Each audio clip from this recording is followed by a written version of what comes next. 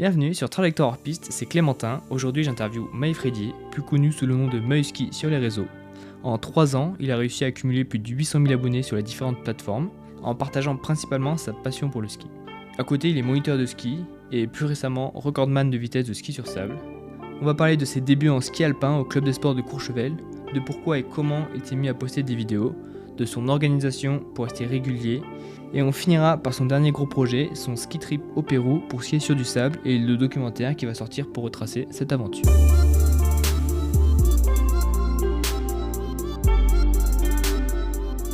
Salut Maë, merci d'avoir accepté de venir dans ce podcast. Merci à toi pour l'invitation. Oui, avec plaisir, j'espère que ce sera super intéressant. Avant d'en dire plus un peu sur toi, je te propose, juste pour te découvrir, on fait une séquence de vrai ou faux. Je te donne des affirmations, tu me dis si c'est vrai ou faux. Allez, on fait ça. C'est dans le nom. Monter un 7000 mètres, c'est moins dur que de vivre des réseaux. Waouh, c'est vrai. Être populaire sur les réseaux t'a ouvert plus de portes que l'INSEC. Oui. Participer à une Coupe d'Europe en ski alpin t'a moins marqué qu'une vidéo à 100 millions de vues. Oui. Les gens connaissent plus ses voix que la tienne. Les gens connaissent plus ses voix que la tienne. Je pense que sur TikTok, ils connaissent plus la voix du robot que la mienne. 350 000 abonnés sur TikTok valent plus que 350 000 abonnés sur Instagram. Faux. Depuis toujours, t'as voulu faire un métier dans le ski. Oui. Faire un record de vitesse sur le sable, c'est plus un projet médiatique que sportif. Faux. T'as déjà gagné un SMIC avec une seule vidéo TikTok. Ouais. En vidéo, la quantité est plus importante que la qualité. Faux. Tu skis mieux aujourd'hui qu'à l'époque où t'étais encore en FISE. Oui. C'est pas un bon run si t'as oublié d'allumer la caméra. Ouais. La création de contenu te rapporte plus que ton métier de moniteur de ski. Ouais. T'as toujours une idée de ce que tu vas publier la semaine d'après. Oui. Même le mois d'après. Si t'es pas créateur de contenu, tu skierais moins. Faux. Tu dis plus souvent non que oui à des demandes de partenariat. Oui, je dis plus souvent non que oui. Ok, bon bah voilà, on a vu un petit aperçu. Donc l'objectif, c'est un peu de comprendre qui t'es, comment t'en es arrivé à ce succès sur les réseaux. T'as combien de millions d'abonnés en tout, toute plateforme? En tout, je dois avoir plus de 800 000. J'ai pas compté, mais je dois être à 850 000, je pense. Tu publies sur quelle plateforme? J'ai Instagram, j'ai 373 000 abonnés. TikTok, j'ai 320. Et YouTube Short, j'ai 191 000 abonnés. Est-ce que tu te souviens de ton premier souvenir sur les skis? Non. C'était il y a trop longtemps. Il y a trop longtemps. Non, quand j'étais petit, il y avait un moment qui m'avait bien marqué, c'est quand je suis avec mes potes, quand j'étais vraiment tout petit avec le club. On avait fait un saut, et le but c'était de faire des arrêts-bougnettes, c'est-à-dire on saute et on atterrit sur le dos. Et j'avais trop sauté, j'avais fini sur la tête. Et genre c'était dans la poudreuse, donc ça s'était bien passé, mais on avait fait une vidéo et ça fait... je te la montre. Attends, mais de la qualité est incroyable aussi. Pour l'époque? Ouais. Non, mais tu vois. Ah. Le nombre de pixels qu'il y a sur l'image. T'es pas très près. Saut de la mort, carrément, ça s'appelait. La mort de Maï. Oh putain. Ok, il y a 8 pixels. Il y a un point noir. Tu voulais faire un salto? Tu voulais juste sauter? Non, mais bougnette, je sais pas faire de figure, moi. T'as vu là? Oh bah t'étais parti en mode backflip là. C'était pas le projet là. Oh là là. Moi j'avais rien vu, hein. La cèpe sur nuque. J'en ai fait qui ressemble à ça. Hein. Ah ouais? Si on fait une battle de chute, attends. Je pense que tu t'infliges des dégâts de chute pareil. Hop, moins 200. Celle-là elle est pas mal aussi. Bon bref, tes parents ils étaient un peu dans le milieu du ski ou pas du tout? Ouais, mon père il est moniteur à Courchevel et ma mère elle est toujours pisteur aussi à Courchevel. Dans la même SF que toi? Mon père ouais. Okay. Ouais, à Courchevel 1550. T'as commencé au club de sport de Courchevel? Ouais. Faire en alpin? Il y avait que ça. Ouais, dès qu'on peut rentrer au club, je sais plus si c'était à 6 ans ou à 7 ans, mais direct j'ai intégré le club. Tu faisais d'autres sports à côté ou c'était vraiment que le ski toi, qui te... À cet âge-là, je pense que je faisais que du ski. Après l'été, bien sûr, j'allais marcher, faire du vélo, etc. Mais après, ouais, je me suis mis à faire du VTT l'été. Ça date tellement, je m'en souviens plus. Quand t'étais La seule chose que je me collège? souviens, Non, c'était avant le collège, ça, non? Dans le collège. Ouais. Je me souviens juste qu'on se mettait des coups de bâton à chaque fois avec les et qu'on essayait toujours de se battre pour être derrière le coach, pour être premier. Et t'étais au collège à Moutier, ouais. À Moutier. Collège à Moutier, et ouais. Bah, vu que j'habitais à Haute-Cour, c'était le plus près, donc... Ok. Toi, t'aimais bien l'alpin, t'as fait full race. Et bah ouais, au collège, du coup, vu que j'avais des bons résultats, j'ai direct intégré le sport-études au collège. Au collège, carrément. Bah, au collège, ouais, il y a un sport-études, en gros, il y a une classe de D'accord. skieurs, où la seule différence, c'est que les après-midi, on faisait du sport avec un prep. Toutes les après-midi? Pas toutes. Je pense que c'était peut-être 2 fois. Tu vois, on avait l'EPS, je crois. Et 2 fois en plus, on avait ça. 2 après-midi de 2 heures, je crois. Ça s'appelait un PPG ou. Je sais plus. Trop bien, ça. Ça date. Non, franchement, c'était trop bien. Et lycée aussi, t'as fait lycée en 4 ans ou... Ouais, lycée en 4 ans. J'ai fait pas mal de lycée. Parce que ça dépend vachement des résultats. Ok. Par rapport à quel lycée tu vas intégrer dans le ski. Et j'ai commencé en étant pas très bon. C'était quoi, vers 14-15 ans, je crois. Et du coup, j'étais au lycée à la Motte Rolex. Après, j'ai fait une super année. Du coup, j'ai pu aller au Pôle France à Albertville. Et la dernière année, les résultats étaient un petit peu un peu décevants. Du coup, ils m'ont viré. Je suis allé à Moutier au Pôle Espoir. Ouais, tu pouvais quand même skier. Ouais, bah, c'était la même chose. C'est juste les structures étaient différentes. Ouais. Et l'accompagnement aussi. Tu pouvais quand même skier beaucoup, quoi. Ah bon, on skiait tout le temps. Et après, t'as fait des études. Ouais, après, du coup, vu que j'ai arrêté le ski de haut niveau après le lycée, et bah, du coup, c'était soit, on va dire, le ski de haut niveau avec des études qui allaient avec, Ouais. ou soit je partais vraiment faire des études et je partais à l'INSEC faire un bachelor en international business. Et là, c'est toi qui avais décidé d'arrêter le haut niveau? Oui, bah, en fait, l'année d'avant, on m'avait déjà plus retenu dans les groupes. Ok. Du coup, j'étais allé à Orsatus dans Une structure privée. Et il y a eu l'année Covid, etc. Et du coup, j'ai décidé de. Le tout a fait que j'ai arrêté. Sinon, tu aurais bien aimé continuer un peu à Orsatus? Je sais pas. Bah, là, au jour d'aujourd'hui, non, ouais, je suis mieux maintenant qu'avant. Mais c'est vrai que quand t'es dedans, t'as pas envie d'y quitter, vu que ça fait toute ta vie que t'as fait ça. Depuis que t'as, on va dire, 12-13 ans, t'es toujours l'été en train de voyager partout. Et ouais, ça a été difficile de dire non, mais. Ok. En vrai, maintenant, au jour d'aujourd'hui, je suis content d'avoir dit oui. Enfin, d'avoir arrêté à ce moment-là, tu vois. d'avoir changé de... Et de pas avoir Ok. continué pour faire une année de plus qui aurait peut-être servi à rien, quoi. Et là, tu te disais, du coup, tu voulais faire l'INSEC, t'es quand même libéré l'hiver. Ouais. Tu voulais continuer, c'était moniteur? Bon, le but, toi, c'était de passer le moniteur de ski. Ouais. En tout cas, c'est le métier le plus simple pour moi, vu que j'avais fait du ski depuis que j'étais tout petit. Et j'habite à côté, donc c'était parfait. Puis c'est un métier que j'aime, donc du coup, l'INSEC, c'était trop bien. On était libéré l'hiver et on pouvait passer le diplôme en même temps et puis travailler. Donc c'était top. Et c'était bien l'école ou ça t'intéressait pas trop? Sur l'école, j'aimais bien. Il y avait pas mal de cours sur la création de contenu, sur du marketing en général et tout. Et moi, j'ai bien aimé. Il y avait des cours qui étaient un peu moins intéressants, mais dans l'ensemble, c'était cool. Ouais. C'était 3 ans? Ouais, bachelor en 3 ans. Ouais. C'est là où tu as eu un peu cet atome crochu avec la création de contenu, ou ça date d'avant? Non, en vrai, ouais, j'ai vraiment commencé à aimer faire des vidéos quand je suis rentré à l'INSEC. Ok. Et j'avais pas de réseau, etc. Juste, je crois, deuxième année, j'avais lancé mon TikTok. Je mets bien, etc. Je faisais des vidéos un peu simplées. Et c'est vraiment ma dernière année, je crois, le 1er novembre 2022, je crois. Parce que là, ça fait 3 ans que je suis sur les réseaux. Ok. Que j'ai lancé un nouveau compte Insta, Mahuski, où je mettais du coup toutes les vidéos que j'avais pu faire dans les 3 dernières années. Ok. Je bombardais tout ça pendant 1 ou 2 mois et c'est vite monté, ouais. Sur du coup, Insta. les vidéos que tu avais fait sur TikTok, tu les as toutes balancées sur Insta. Ouais, mais pas du coup dans le même format. Je changeais un peu, je mettais Ok. pas tant de texte, je mettais pas la voix robot par exemple. etc. Et c'est quand que ça a commencé à vraiment marcher? Ou Bah sur Insta, direct en fait, j'ai eu 10 000 abonnés en 1 mois. En fait, j'ai fait une vidéo, où j'avais mis toutes mes vidéos que j'avais fait. Il y a une vidéo qui a fait 10 millions de vues. J'ai pris, je crois que ça va être la 4e ou la 5e.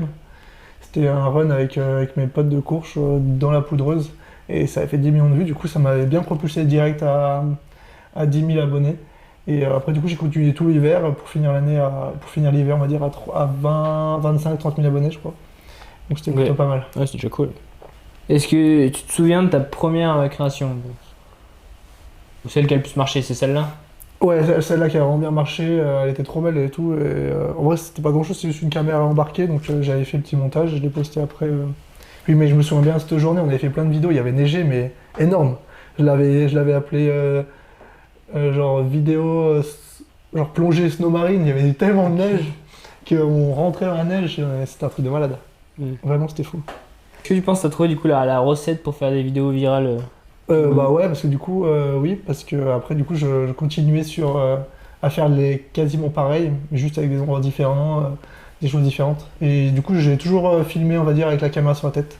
Donc 90% de mes vidéos, c'est comme ça que je filme. Ok, en caméra sur la tête. Ouais, en POV. Est-ce que maintenant tu as un peu changé ta manière de fonctionner dans le sens où tu sais quelle image tu vas faire avant d'aller skier? Bon, avant tu allais skier et tu mettais ta caméra, tu filmais. Ouais. Est-ce que maintenant c'est un peu inversé? Tu sais où tu vas aller parce que tu veux filmer? Bah maintenant, pour gagner du temps, j'évite de filmer toute la journée. Donc je sais exactement où est-ce que je dois aller. Genre j'ai une liste un peu de spots que je vais faire en hiver. Et suivant les conditions, je le fais ou pas. Ok. Ou sinon, c'est un peu en last minute, tu vois. Mais je sais qu'à cet endroit-là, je peux faire une belle vidéo. Parce que des fois, tu vois, pour faire une belle vidéo Insta, il n'y a pas besoin d'avoir un moment où tu rentres sur la piste et tu ressors, tu vois. Il faut faire juste une séquence de 30 secondes qui soit parfaite, quoi. Donc j'essaie déjà de la visualiser. Et du coup, quand j'arrive, j'allume la cam et boum, tu vois. Quel moment tu t'es dit que ça pouvait pas devenir ton métier, mais que tu pouvais commencer à gagner de l'argent avec? Et bah, la première année, il y a eu 2-3 marques qui m'ont contacté. Et bon, du coup, j'ai continué là-dedans. Vu que j'étais moniteur de ski, ça m'assurait comme un bon salaire sur l'hiver. Ouais. Après, ça suffisait pas pour l'année, mais du coup, avec ces marques, ça me permettait d'avoir un petit revenu et de pouvoir après entreprendre d'autres projets, quoi. Est-ce que, là je reviens un peu à la période où t'en vivais pas du tout, est-ce que du coup tu te mettais un peu une pression, tu disais je poste, ouais j'ai envie de percer donc je me force à poster tous les jours, tous les 2 jours, ou c'était vraiment... Ouais, au début, ouais, c'était surtout par passion, on va dire. Genre, j'aimais trop faire des vidéos, etc. Et en vrai, j'étais plus attiré par les chiffres que maintenant, tu vois. Genre, avant, j'étais à fond là-dessus, j'étais un malade, tu vois. Ouais. Et maintenant, beaucoup moins, tu vois. Les chiffres, c'est secondaire. Et du coup, ouais, il fallait que je me force à poster tout le temps. Et après, c'était trop cool parce que bah, tu rentres dans le monde du travail, du coup, parce que j'avais fini l'école. Ok. Ouais, je crois que j'avais fini l'école. Non, j'étais encore dans ma dernière année à l'INSEC. Mais du coup, tu sais que si tu continues, ça peut t'apporter des choses. Du coup, moi, je le faisais à fond, tout le temps, tout le temps, tout le temps. Et vu que je faisais par passion et que je prenais trop de plaisir, je comptais pas le temps. Genre, vraiment, je faisais ma journée d'école de ski, tu vois, 9h, 17h classique, tu vois. Le soir, je rentrais, et après, je faisais ça genre jusqu'à 22h, 23h, voire même minuit quand ça prenait un peu de temps. Et ça tous les jours, sur tout l'hiver. Et t'as des jours où t'avais pas d'inspi ou t'es tous les jours de l'inspi? Bon, il y a des jours où t'as pas d'inspi, mais t'as des vidéos que t'as d'avant, donc tu sais. Enfin, en fait, vu que tout est déjà calculé en avance, enfin tout est programmé en soi, genre tu sais qu'il faut que tu fasses tant de vidéos, et du coup, les mois avant l'hiver, tu programmes, tu vois. Pour dire, bah, il faut que je fasse ça, ça, ça, puis tu essaies de trouver genre des endroits dans ton domaine pour les faire les vidéos. Je rigole parce que je galère pour quand même une vidéo quoi. Ouais. Dès que j'en ai une, je la poste et puis Ouais, il y en a quoi. plus après, quoi. Ouais. Bah, c'est ça qui fait aussi. Bah, c'est ça qui fait la clé pour aussi gagner des abonnés, tu vois. La constance à mort. Ouais. Ouais, moi je pense que c'est. Plus je vois le truc, plus je me dis que ce qu'il faut c'est voir un peu long terme et. Ouais. Après, même si ça c'est- marche pas, c'est pas grave. Genre, Oui. il faut faire la vidéo et puis tu vois. Ah, après, il faut que t'aimes faire la vidéo, tu vois. Est-ce que t'as déjà. C'était ça, j'avais une question. Est-ce que t'as déjà posté une vidéo où tu l'as postée pour la poster, mais au fond tu n'aimais pas trop? Non, À chaque jamais. fois que tu postes un truc, t'es quand Non. même content Ouais, et ouais, fier de ce que tu fais quoi. Ouais, bah après, tu vois, vu que j'essaie de maintenir un programme, les vidéos qui sont pas ouf, je les enlève et faut vite que je tourne en faire d'autres, tu vois. Ok. Et après, oui, bien sûr, t'en as qui sont un peu moins bien que les autres, mais en vrai, toutes celles que je poste, c'est parce que j'ai envie de les poster. Et... Ok. Même là, j'ai trop de vidéos là pour cette année, sauf que je peux pas tout poster, sinon ça va faire. Enfin, tu vois, ça se ressemble un petit peu à chaque fois. Et Ouais. du coup, je peux pas tout mettre. Et tu veux pas en mettre 2 par jour? Non, tu dis qu'elles sont trop pareilles. Bah, je pourrais mettre 2 par jour, mais j'aime bien quand même que ça reste assez. Comment dire? J'aime pas trop mettre de surcharger, même puisque je le fais déjà quand même. J'en poste quand même déjà beaucoup. Ok. Donc j'aime bien que ça soit quand même. Tiens. Que chaque vidéo elle ait de l'importance, tu vas pas en mettre 15 pour que tu passes une seconde sur chaque, tu vois. T'es à quelle fréquence là? Là, je suis à une tous les 2 jours. Ok. En vrai, ça depuis tout le temps en fait. Sauf quand j'étais du coup au Pic Lénine, là j'en mettais pas. Ouais, Solide. ou après des fois tu peux enchaîner, tu vois, genre l'hiver quand t'as plein de runs trop stylés, que t'as les conditions, etc. Ouais. T'en fais une tous les jours, en vrai ça passe, tu vois. Parce que des fois tu changes des trucs mais tu gardes un peu la même image. Ou non, à chaque fois c'est des images complètement différentes. Bah 80% c'est différent et après des fois des belles vidéos, admettons avant le début d'hiver je les reposte mais que des très très belles en Ouais, tout cas c'est- moi j'aime bien et que je trouve que ça annonce l'hiver tu vois. Ouais. Et celle qui marche vraiment bien, t'essayes de partager à mort, quoi. Bah pas tant parce Ah ouais? que genre 2 fois, 3 fois max quoi. Oui. Mais genre sur 3 ans quoi. Ouais, Genre je vais ok. pas la mettre 200 fois parce qu'après de toute façon les gens ils l'ont déjà vu donc Ouais. après c'est pas parce qu'elle a marché que je vais la remettre si c'est super belle tu vois. Et Ok. je vois qu'il y a du potentiel quoi. Et qu'est-ce qui a changé du coup entre la période où tu faisais ça vraiment pour le kiff et maintenant où tu arrives à en vivre? Est-ce que tu es vraiment dans tout le process, avant tu filmais tout seul, est-ce que maintenant t'as un peu des équipes ou t'es toujours en mode solo? Bah là je fais toujours ça pour le kiff tu vois genre c'est même pas en tout cas ce que j'adore c'est que c'est toujours le kiff tu vois Ok. mais maintenant je permets d'avoir plus de ressources financières du coup vu que j'ai des marques qui me suivent et je dois faire de la créa pour elles et bah je peux avoir une équipe. Comme là quand je suis là au Pérou j'avais une vidéaste un photographe j'arrive à faire venir mon pote Kylian qui m'aide également pour faire les vidéos et c'est important pour moi d'avoir une équipe surtout quand t'es à l'autre bout du monde tu vois. Ouais. Puis moi, ce que je veux, c'est partager ces moments avec des personnes aussi, enfin, que j'aime, tu vois. Ok. Parce que bon, si t'es tout seul, c'est un peu dommage. Si tu fais que ça pour juste faire tes vidéos, c'est un peu. Enfin, en tout cas, moi, je trouve que c'est un peu dommage. C'est pour ça que j'aime bien à chaque fois qu'il y ait des gens, partager avec eux, mais pas avec n'importe qui, mais partager, ouais. Je vois ce que tu veux dire. Comme, Ok. comme quand tu donnes un cours de ski, tu vois, moi j'adore partager tout ce que je fais et tout, donc c'est ça le kiff, tu vois. Puis même quand tu fais une vidéo, si tu la mets sur les réseaux, c'est pour la partager aussi aux personnes, donc. En vrai, moi, c'est tout dans le partage, en vrai. Tout dans le partage et de faire ça avec des gens et montrer ce que tu peux faire ou ce qui Ouais. est possible de faire. Et grâce à maintenant à l'argent que tu rapportes et tout Ouais. ça, tu peux vraiment amener des gens avec toi sur des projets, les faire kiffer et tout, et ça te fait kiffer aussi, quoi. Ah bah ouais, bah au début, je pouvais pas et maintenant, en vrai, ça fait genre... Depuis l'hiver dernier, depuis l'hiver 2024-2025, je peux vraiment faire venir des personnes avec moi sur mes projets. Et du coup, faire encore plus de vidéos stylées parce que j'ai plus de moyens. Ouais.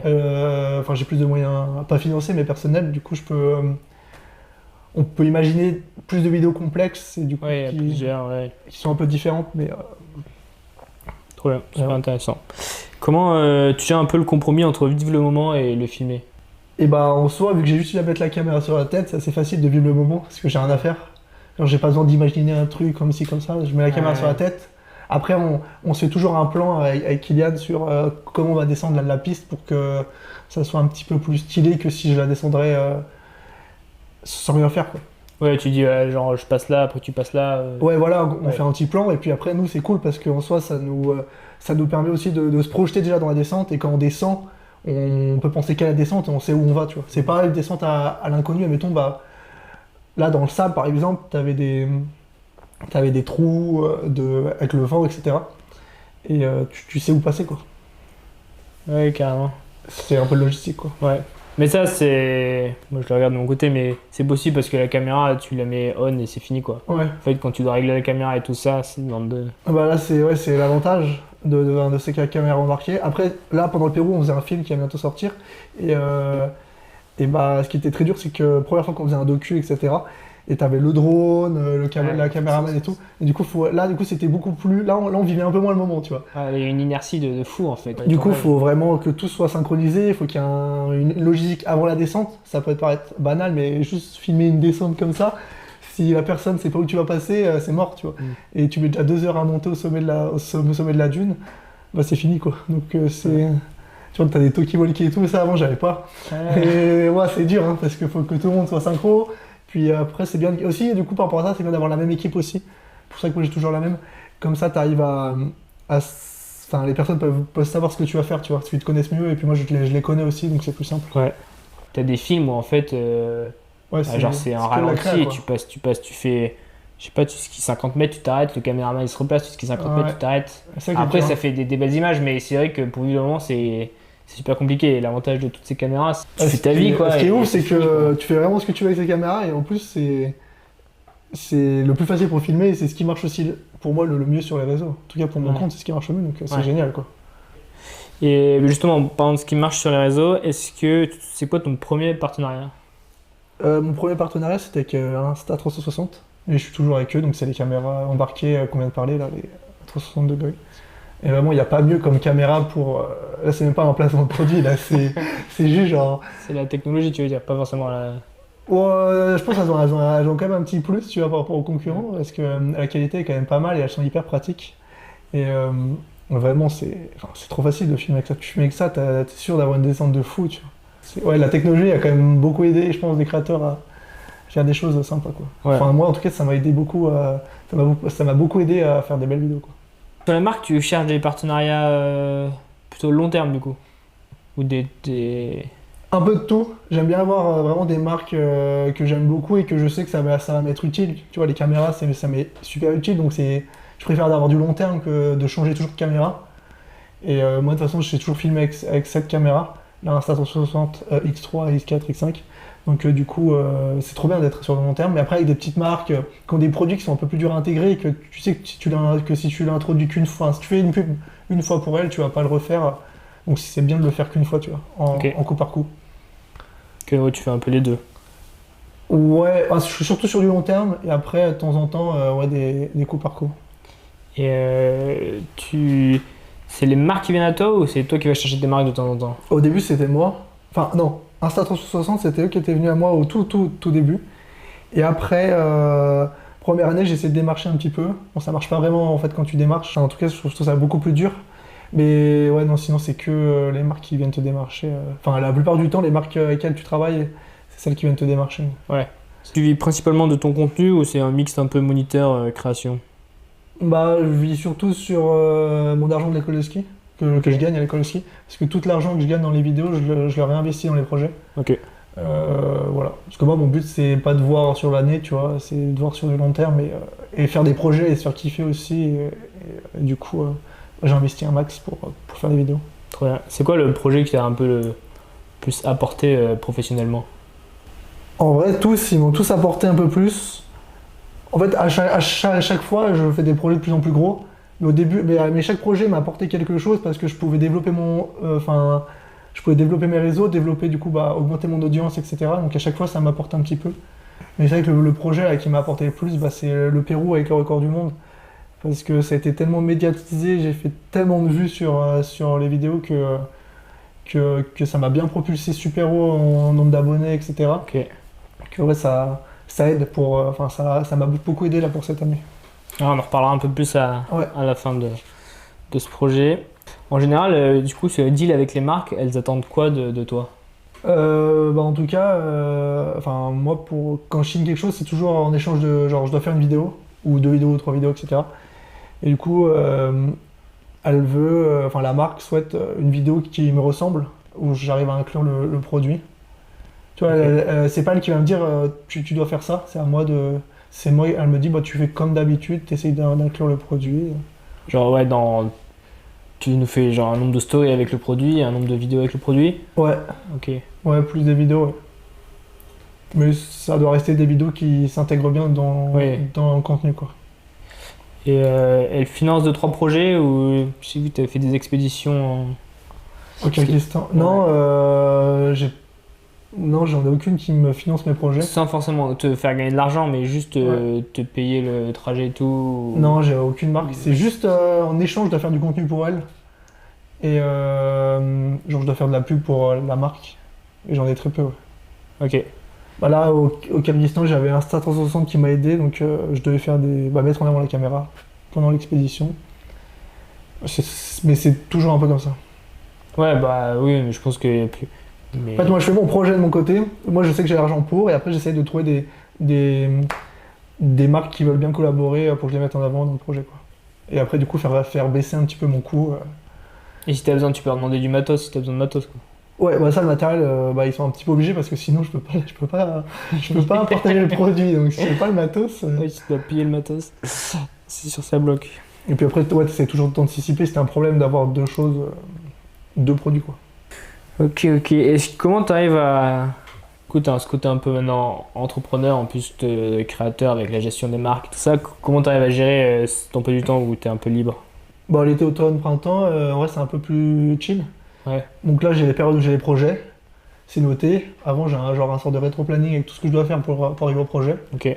Mais l'été, c'est un peu là où je vais faire plein de trucs. Tu vois, je travaille moins. Je fais un peu toutes mes activités.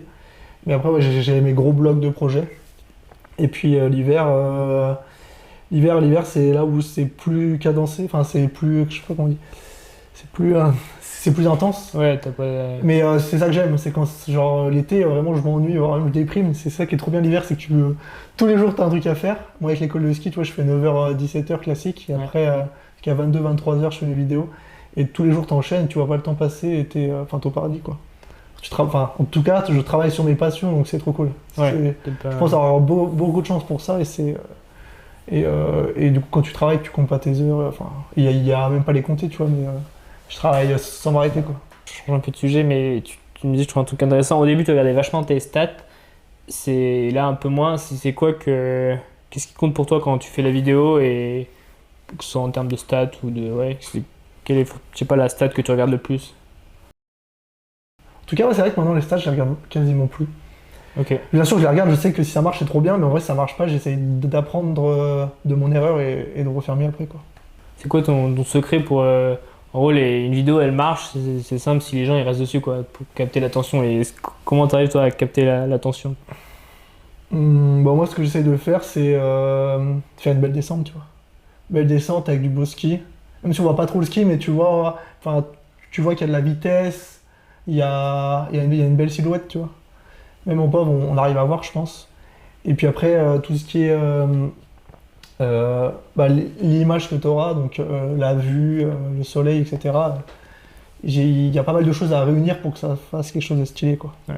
J'ai l'impression que tu me dis, si je me trompe, même plus en avant le côté vraiment esthétique, visuel que la performance, quoi. Ça vaut mieux faire un truc au coucher de soleil, avec une neige un peu dégueulasse, qu'un gros carving jour blanc, quoi. Ouais, bah ouais, ça marche mieux quand même. Non, c'est vrai que après, ça dépend, je pense, de ton audience aussi. Si t'as une audience qui t'a. En fait, ça dépend de ton audience, je pense. Je pense que ça dépend pas de ce que tu partages aussi. Ok. Je pense que si t'as une audience qui est venue là pour tes belles images, en vrai, elle sera plus attractive à avoir de belles images. Mais si elle est venue là parce que t'es un athlète et que tu skis super bien, elle va plus aimer de voir faire des choses avec de la performance, tu vois. Enfin, ouais, je pense que c'est plus comme ça que j'arrive à. Tu vois, un athlète qui met une belle vidéo de ski quand il fait de la performance, ça va marcher de malade. Mais moi, par exemple, moi, ce sera peut-être plus quelque chose de plus joli. C'est ce que tu recherches.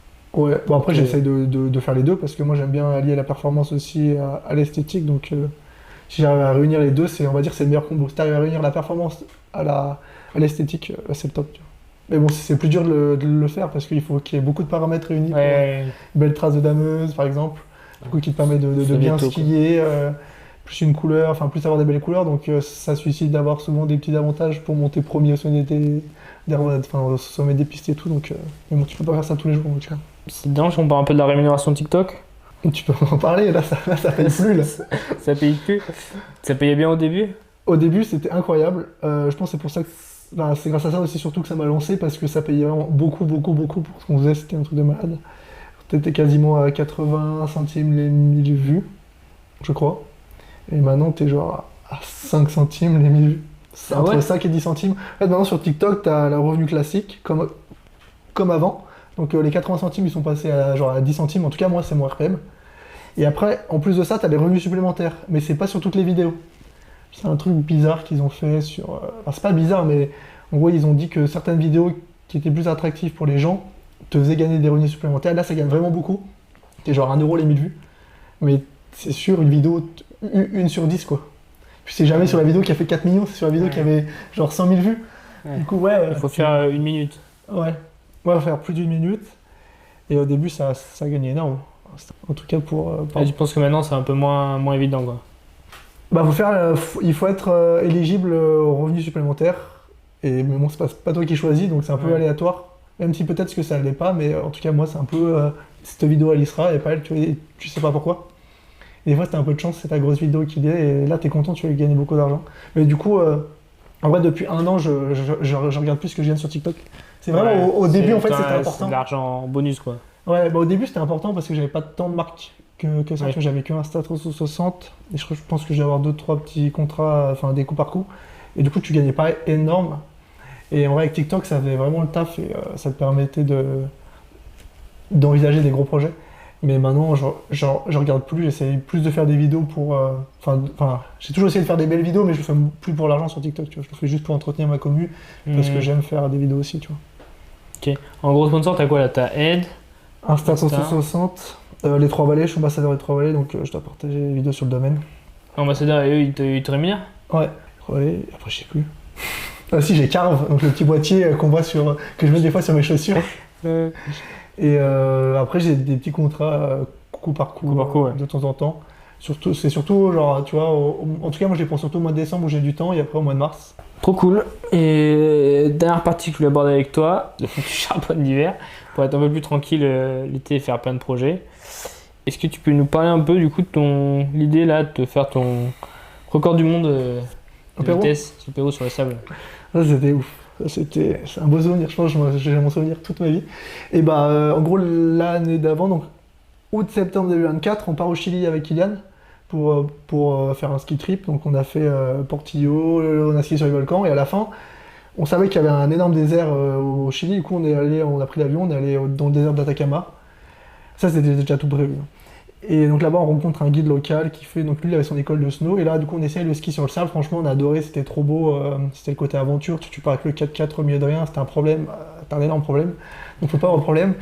Tu montes les dunes à pied et tout, et les sensations sur le sable étaient vraiment incroyables. Et là, sur la dune, au-dessus de la ville d'Iquique, c'est là où on va dire on avait notre camp de base pour la semaine dans le sable, on pouvait aller tout droit sur la dune. Donc nous, ce qu'on aime, c'est aller le plus vite possible à chaque fois, tu vois, par rapport à ce qu'on sait faire. On s'est dit, bon allez, pourquoi pas on essaie d'aller tout droit sur cette dune, et on fait 92 km/h. Après, ce qu'il faut savoir, c'est qu'on était en short t-shirt, donc pas fou, tu vois, si tu tombes. Et j'avais un trou dans la jambe aussi, parce que sur les volcans, je suis tombé sur le volcan et ça m'a ouvert la jambe. Sauf que le problème, c'est qu'il m'avait refermé avec des points de suture et ça s'est infecté, etc. Du coup, ils ont dû me réouvrir. C'était vraiment la galère. Tout le monde m'a dit. Chili, là Ouais. Tout le monde m'a dit rentre, c'est pas sérieux et tout. Je dis non, moi je continue. Le projet m'a coûté tellement cher, etc. Du coup, on a mis des pansements des pansements pour aller dans l'eau, tu vois, pour pas que j'ai des sables qui rentrent. Au final, le but c'était pas de tomber, donc on y allait là, on allait à la vitesse qu'on pouvais aller, et on allait à 92 km/h. Tu vois, on n'osait pas prendre un peu plus de risques parce que bon, c'était déjà dangereux. Tu vois, si je tombais dans le sable, je pense que je perdais la jambe. et on savait pas, le record, on n'en savait rien. Et c'est après, j'ai vu sur internet que 92 c'était déjà le record actuel. Après nous, c'était 92. On n'avait pas mesuré avec un radar, tu vois, c'était avec le GPS de notre montre ou je sais même plus de la caméra. Donc c'est pas officiel. Hein. Donc on s'est dit, vas-y, go, trop bien, 92. Le record, c'est pas quelque chose d'insurmontable. En tout cas, sur la neige, faire 92, je l'ai fait toute ma vie, tu vois. Tu vois, quand j'étais en descente ou quoi, tu vas très vite à 92. Mais ça me faisait vraiment pas peur. Et on s'est dit, allez, go au Pérou, parce que notre guide nous a dit, si tu veux aller plus vite encore, il y a des dunes beaucoup plus hautes au Pérou. Et après, on est tombé sur plein de vidéos au Pérou, comme Candide, tu vois, il a fait un gros projet au Pérou. Je savais pas que c'était là-bas. Et c'est lui qui a dit, ouais, regardez, ça c'est là-bas, etc. Et on s'est dit, vas-y, go. Et après, j'ai contacté un local. J'ai fait du coup, le but c'était faire un énorme projet au Pérou. Donc j'ai mis un an, on va dire, à le préparer depuis que je suis rentré du Chili jusqu'à que je suis parti. Et ça c'était été 2024. Ouais, le Chili. Chili été 2024. Et là, on est parti le 16 septembre au Pérou. 16 septembre 2025. Donc ça fait quasiment un an que j'étais en train de le préparer, tu vois, parce qu'il y a beaucoup d'orgas au niveau de la logistique. Parce que la dune, tu la trouves pas dans la haute. Tu vois. La dune, il faut aller très loin dans le désert et c'est ça qui est compliqué. On s'est dit, vas-y, go, on va tenter le record du monde. On ne savait pas où encore parce que moi, je suis jamais allé, je sais pas, tu vois. Et ce qui est important, c'est comme en ski c'est comme la piste à Vars, tu vois. Il faut un grand mur et un grand plat. Si t'as un net, je pense que ça doit être compliqué. Et du coup, on a fait notre road trip et puis au moment, on a trouvé un spot parfait sur la dune la plus longue du monde. La dune de Toromata, donc 1000 mètres de dénivelé négatif. Donc elle faisait genre entre 2,30 et 3 minutes la descente. Et là, il y avait une petite partie sur le côté qui était vraiment pas mal, un mur de 400 mètres, ou de 200 mètres, je sais plus. Et on s'est dit, vas-y, là, c'est parfait. Et du coup, après, moi, j'avais déjà tout prévu, tu vois, j'avais ma combar, etc. On avait tous les skis. Et du coup, là, pour que ça soit officiel, on était venu avec un radar, avec un pistolet radar. Du coup, c'était mon photographe qui le tenait dans la main. Et le premier jour, avec mon pote, on le fait en échauffement. On fait 112 km/h. Ouais. Dès la première, on fait 112. On n'avait pas eu peur plus que ça, c'est juste que ça fait bizarre d'aller vite sur le sable parce que t'es légèrement en arrière en chausse, un peu comme ça, parce que sinon c'était un peu trop de vent, ça colle beaucoup. Et avec le vent, ça te recule de ouf. Tu vois, le shoot, si t'as du mal à le tenir et tout. Du coup, on s'est vite relevé. On a quand même fait 112. Tu vois, on était déjà le recordman du monde en soi, sur le papier. Donc c'était énorme.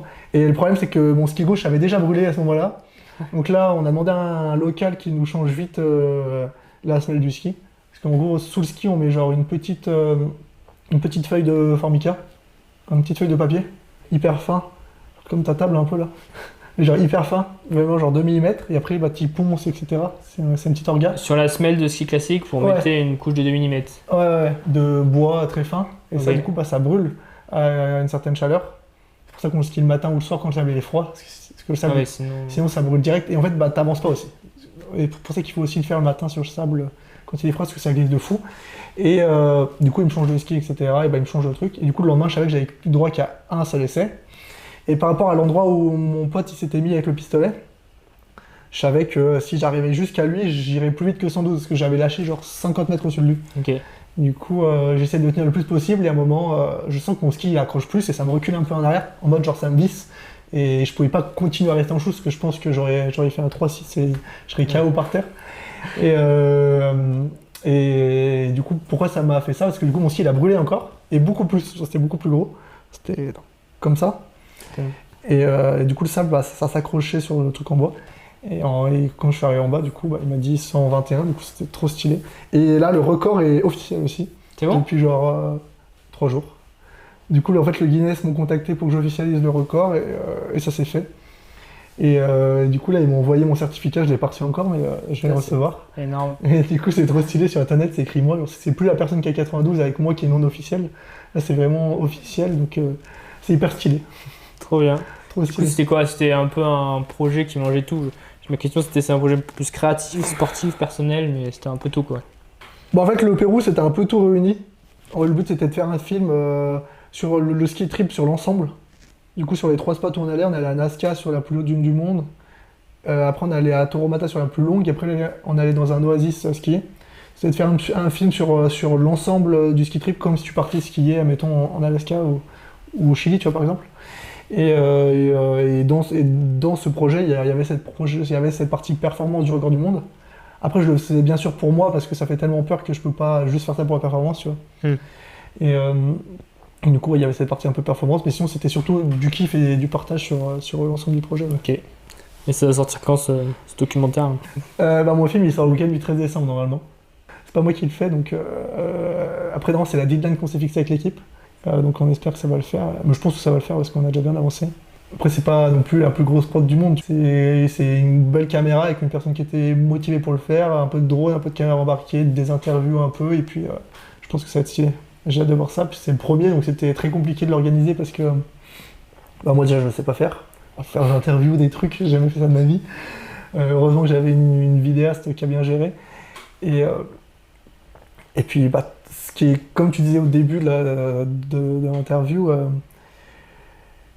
du coup tu kiffes moins qu'avec ta caméra, tu vois, t'as ta grosse cam et il faut faire des plans, genre des fois on faisait 15 fois le plan. Puis le début c'était super dur, il fallait que je me présente. On l'a fait 200 fois parce que moi j'arrivais pas à parler à la caméra. Je l'ai fait 200 fois, il pétait un câble tous, moi j'étais non, alors refais. Et au final ça a fait, mais c'est beaucoup de boulot. Surtout le premier je pense parce qu'il y a plein de trucs que tu refais plein de fois, quoi. Ouais. Ça nous a bien mangé le temps qu'on avait pour se reposer, quoi. Ouais. Mais c'est ça qui est pas mal aussi, quand je pense qu'il va être bien. Moi je pense que ça va être incroyable. Pour le moment j'ai pas vu encore toutes les images. Mais je pense que quand on l'aura fait de A à Z, on sera content du résultat et on sera fiers. Du temps qu'on y a mis dedans, quoi. C'était pas pour rien. Du coup tu l'as financé entièrement avec perso, quoi? Ouais, c'était vraiment personnel. En fait, tous les projets que je fais, on va dire, c'est plus personnel que pour faire de l'argent ou économiser, tu vois. Puis moi j'aime bien voyager aussi, skier un peu n'importe où. Moi c'est le kiff, tu vois. Et partir à l'aventure comme ça, moi j'adore. Donc quand je peux le faire, je le fais, même si c'est avec mon argent. J'aime bien cette philosophie. Bon, écoute, on a fait le tour, non? Tu veux parler d'un truc qu'on n'a pas parlé, qui te tient à cœur? Non, c'est pas mal. Est-ce que pour finir, tu pourrais donner, je sais pas, un conseil pour un mec qui va se lancer sur la réseau? En ski?